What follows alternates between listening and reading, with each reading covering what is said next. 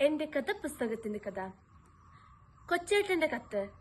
പ്രിയ DCL കുടുംബാംഗങ്ങളെ, ഇടുക്കി ജില്ലയിലെ Prakash city എന്ന എന്റെ കൊച്ചു ഗ്രാമത്തിലെ പ്രഭാത് പബ്ലിക് ലൈബ്രറി എന്ന ഞങ്ങളുടെ വായനശാലയിൽ അപ്പൻ ഞങ്ങൾക്ക് അംഗത്വം ഏറ്റെടുത്തു തരുന്നത് ഞങ്ങൾ 4ാം ക്ലാസ്സിൽ പഠിക്കുമ്പോഴാണ്.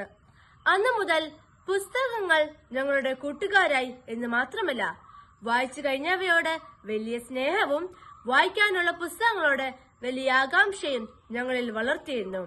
ഒരാഴ്ച ഒരു പുസ്തകം എന്ന വ്യവസ്ഥയിലാണ് അപ്പൻ ഞങ്ങളെ ലൈബ്രറിയിലെ അംഗങ്ങളാക്കിയത്. ഞങ്ങൾ അത് വായിച്ച് അതിന്റെ സംഗ്രഹം വീട്ടിൽ പറയണം എന്ന ധാരണയുമുണ്ടായിരുന്നു. അച്ചാച്ചൻ എന്ന് ഞങ്ങൾ വിളിക്കുന്ന അപ്പന് ഏറെ ഇഷ്ടം യാത്രാ വിവരണങ്ങളും ചിന്താഭാരമുള്ള നോവലുകളുമായിരുന്നു.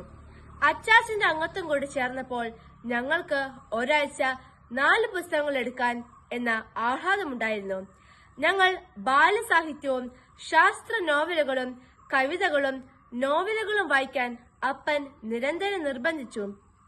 എഴുത്തുകാരുടെ പേരും അവരെഴുതിയ മറ്റു കൃതികളും അച്ചാച്ചൻ ചോദിച്ചിരുന്നു. ബഷീറിന്റെ ബാല്യകാല സഖിയും അന്തിനാട് ജോസിന്റെ ബാബുമോനും ലളിതാംബിക അന്തർജനത്തിന്റെ മാണിക്യനുമെല്ലാം വായിച്ച് ഞങ്ങൾ വിങ്ങി വിതുമ്പിക്കരഞ്ഞത് എത്ര ദിനാന്തങ്ങൾ. വേളൂർ കൃഷ്ണകുട്ടി, തോമസ് പാല തുടങ്ങിയവരുടെ ഹാസ്യകൃതികൾ വായിച്ച് ചിരിച്ചു മറിഞ്ഞ് രസിച്ചതും എല്ലാം ഇന്നലത്തെ പോലെ ഓർക്കുന്നു. എന്നാൽ മുതിർന്നപ്പോൾ ഞങ്ങൾ ഒരു കാര്യം തിരിച്ചറിഞ്ഞു. ലൈബ്രറിയിൽ നിന്ന് ഞങ്ങൾ കഥപുസ്തകങ്ങൾ എടുത്തു തന്നിരുന്ന ഞങ്ങളുടെ പ്രിയ പിതാവ്, ഞങ്ങളുടെ അച്ചാച്ചൻ ഒരു 1-ാം തരം കഥപുസ്തകമാണെന്ന്.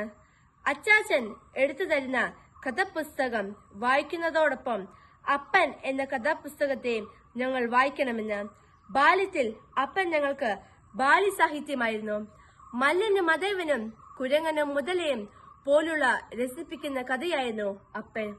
കൗമാരത്തിൽ ശരിയായ തീരുമാനം തെറ്റാതെ എടുക്കാൻ നിർബന്ധിക്കുന്നു. ഞങ്ങളുടെ കുറ്റങ്ങളും കുറവുകളും കള്ളത്തരങ്ങളുമെല്ലാം കണ്ടുപിടിക്കുന്ന അത്ഭുത ശക്തിയുള്ള ഫാൻഡവും മൺറേക്കും ഡിറ്റക്റ്റീവ് മഹേഷും CID പുഷ്പരാജുമായിരുന്നു എന്ന് ഞങ്ങളുടെ അപ്പൻ. ഞങ്ങളുടെ എല്ലാ തട്ടിപ്പും വെട്ടിപ്പും കണ്ടുപിടിക്കുന്ന സൂപ്പർമാൻ. ഞങ്ങൾ മുതിർന്നപ്പോൾ അപ്പൻ ഞങ്ങൾക്ക് വിക്ടർ ഹ്യൂഗോയുടെ പാവങ്ങളിലെ കള്ളനോട് ക്ഷമിക്കുന്ന ബിഷപ്പായി മാറി. പിന്നെ മകൾക്ക് പഠിക്കാനായി സ്വന്തം മസ്തികൂടം മുൻകൂട്ടി വിളിക്കുന്ന ടാഗോറിന്റെ വൃഷാവലിക്കാരനായി. ഇന്ന് അപ്പനെ വായിക്കുമ്പോൾ അപ്പൻ ഞങ്ങൾക്ക് ആരെങ്കിലും എഴുതിയ ഒരു കഥയല്ല. ഞങ്ങളുടെ ജീവിതത്തെ രൂപപ്പെടുത്താൻ, ഞങ്ങളെ രക്ഷിക്കാൻ, ഞങ്ങളോട് ക്ഷമിക്കാൻ, ഞങ്ങളെ സ്നേഹിക്കാൻ, ഞങ്ങൾക്കായി സ്വന്തം ശരീരവും രക്തവും നിങ്ങൾക്ക് വേണ്ടി മാത്രം എന്ന് മാത്രം പറയുന്ന ദൈവപുത്രനായ ക്രിസ്തുവായി ഞങ്ങളുടെ കുടുംബത്തിന്റെ കുരിശുഭാരം ചുമന്ന് ഞങ്ങൾക്ക് ജീവൻ ഉണ്ടാകുവാൻ സ്വന്തം ജീവൻ അർപ്പിച്ച രക്ഷകനായി. 2026 ജനുവരി 17 ഞങ്ങളുടെ അച്ചാച്ചൻ ഈ ലോകത്തിൽ നിന്ന് സ്വർഗത്തിലേക്ക് യാത്രയായി. ഇന്ന് വരെ ഞാൻ എഴുതിയ കൊച്ചേട്ടന്റെ കത്ത് എല്ലാം വായിച്ച അഭിപ്രായം പറഞ്ഞ അച്ചാച്ചൻ എനിക്ക് അക്ഷരത്തെറ്റില്ലാത്ത പുസ്തകമാണ്. അപ്പൻ എന്ന ഗ്രന്ഥത്തിന്റെ ജീവിതഗന്ധം എന്റെ ജീവിതത്തിന്റെ സുഗന്ധമാണ്. പ്രിയ കൂട്ടുകാരെ, നമ്മുടെ മാതാപിതാക്കളെ വായിക്കാനുള്ള വളർച്ചയാണ് മക്കൾ എന്ന പദവിയുടെ യോഗ്യത.